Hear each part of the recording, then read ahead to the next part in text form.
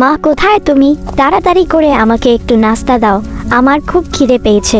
একই আরমিন, তোমার গায়ে দেখি নতুন জামা, এটা তোমাকে কে দিয়েছে?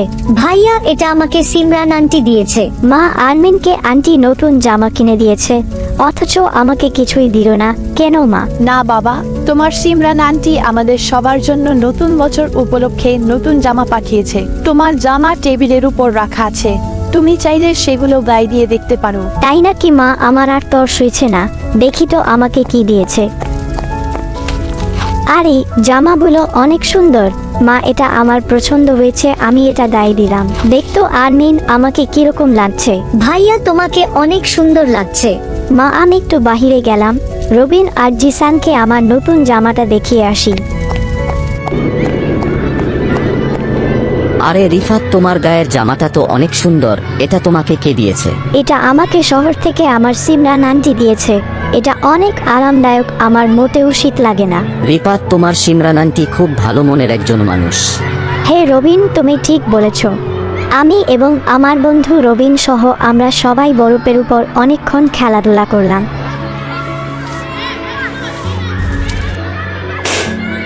আমাকে একটা বাজি দাও না জিসান। না রিফাত, তুমি ফুটাতে পারবা না, তোমাকে দিয়ে লাভ নেই।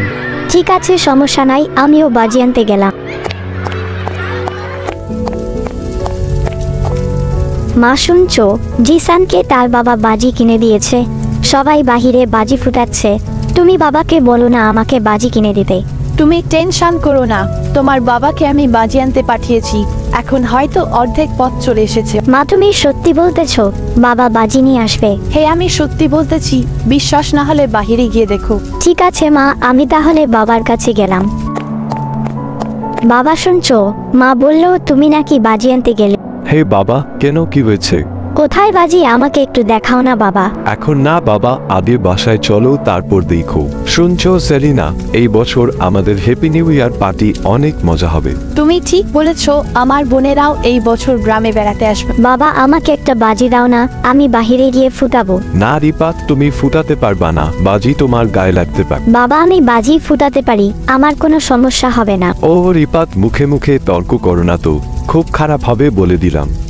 বুঝেছি, এইভাবে হবে না, অন্য কিছু করতে হবে। এই তো বাবা ঘুমিয়ে পড়েছে, এটাই সুযোগ। রিপাত, আজকে তোমার খবর আছে। বাবা, আমার ভুল হয়ে গেছে, আর কখনো এই রকম কাজ করব না। অনেক হয়েছে, এবার কান ধরে বসে থাকো। নেক্সট টাইম যদি এই রকম কাজ করো তাহলে খুব খারাপ হবে বলে দিলাম।